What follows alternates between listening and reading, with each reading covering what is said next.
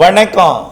செல்வகுமாரின் முக்கடல் காற்று பற்றிய அறிவிப்பும் இலங்கைக்கான வானிலை ஆய்வறிக்கையும் 2025 பிப்ரவரி 11 செவ்வாய்க்கிழமை அதிகாலை நிலவர ஆய்வறிக்கை. அதிகாரப்பூர்வ முக்கடல் காற்று பற்றிய அறிவிப்பிற்கு இந்திய வானிலை ஆராய்ச்சித்துறை அறிக்கையை பார்க்கவும். இனிய தைப்பூச திருநாளிலே அனைவரையும் வணங்கி மகிழ்கிறேன். முதல் முக்கடல் காற்று பற்றிய அறிவிப்பு. முக்கடல் காற்றை பற்றி அச்சம் வேண்டாம். காற்று ஏதும் இல்லை. குமரி கடலில் மட்டும் அவ்வப்பொழுது ஒரு 40 கிலோமீட்டர் வேகத்தில் காற்று திடீரென்று இருக்கலாம். ஆனால் அது ஒரு பெரிய அச்சுறுத்தலை கொடுக்கக்கூடிய காற்றாக தெரியவில்லை. வரக்கூடிய நிகழ்வு, அதாவது மழை தரக்கூடிய நிகழ்வு 22ஆம் தேதிக்கு மேல் ஒன்று இலங்கை நெருங்க போகிறது. அந்த நிகழ்வு சற்று காற்று அச்சுறுத்தலை இந்த மாத இறுதியில் குமரிக்கடல் மன்னார் வளைகுடாவிலே ஏற்படுத்தலாமே தவிர அதுவரைக்கும் எந்தவித காற்று அச்சுறுத்தலும் தமிழ்நாட்டின் கரைக்கு இல்லை.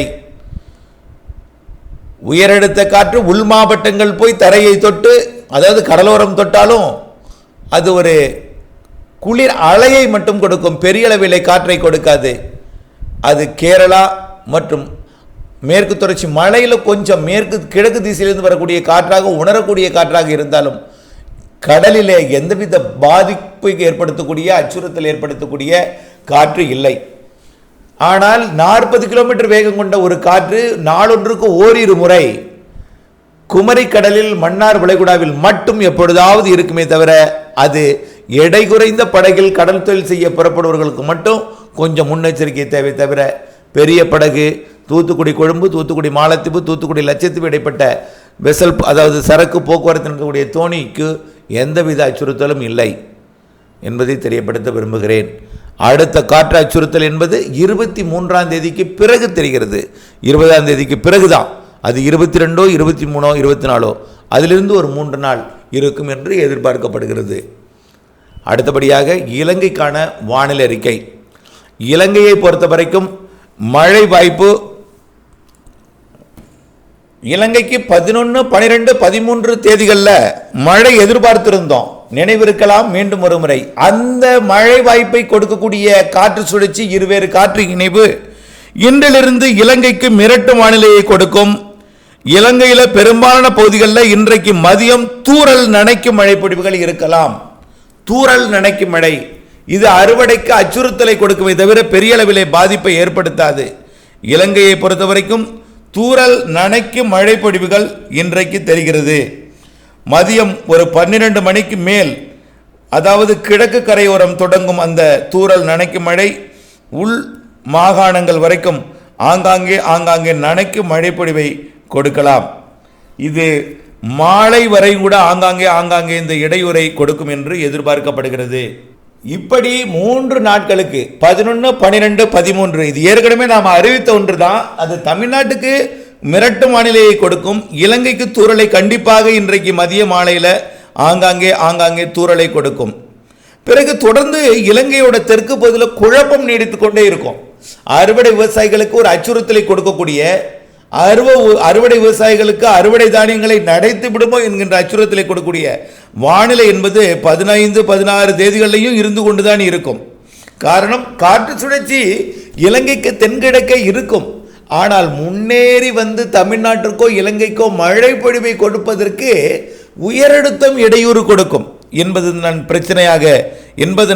என்பதன் காரணமாக இந்த வானிலை அமைப்பு வரக்கூடிய 23ஆம் தேதியிலிருந்து இலங்கைக்கு மழைப்பொழிவு 22லிருந்து, இலங்கையை பொறுத்த வரைக்கும் 22ஆம் தேதியிலிருந்து இலங்கைக்கு அடுத்த சுற்றின் மழைப்பொழிவை கொடுக்கும். 22ஆம் தேதி மழைப்பொழிவு இலங்கையின் தெற்கு பகுதியில் மிதமான மழைப்பொழிவு வாய்ப்பு இருக்கிறது. பிப்ரவரி 22 இது நாம் ஏற்கனவே சொன்னது தான். தமிழ்நாட்டுக்கு முன்னேறி வந்து மழைப்பொழிவை கொடுப்பதற்கு போராட்டம் இருக்கும், அவ்வளவுதான்.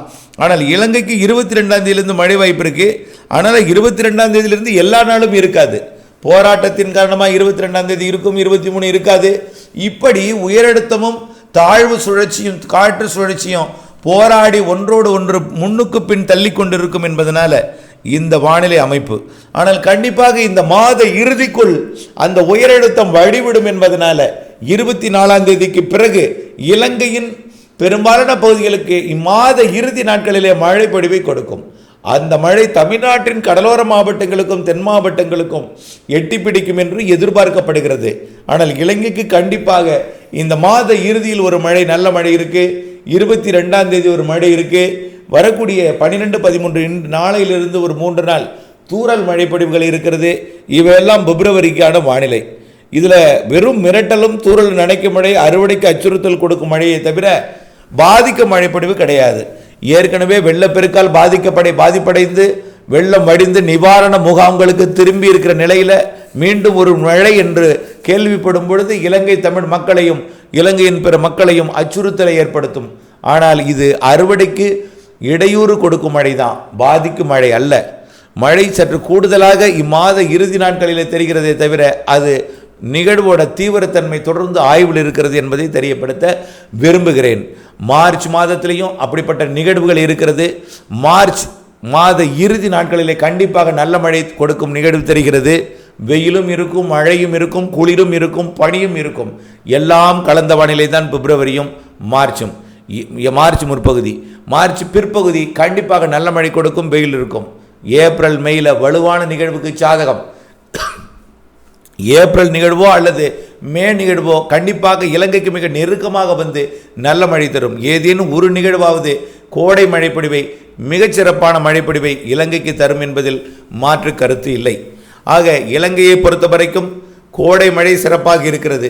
அதற்கு முன் அறுவடைக்கு இடையூறு கொடுக்கும் மழையும் இடைவெளியும் இருக்கிறது. இடைவெளி அறிந்து அறுவடை செய்திட வேண்டும், இடையூறு அறிந்து திட்டமிட்டு அறுவடை செய்திட வேண்டும். மழைப்பொழிவை பொறுத்த வரைக்கும் ஒதுக்கி ஆங்காங்கே கோடை மழை இருக்கிறது என்பதை நினைவில் கொள்ள வேண்டும்.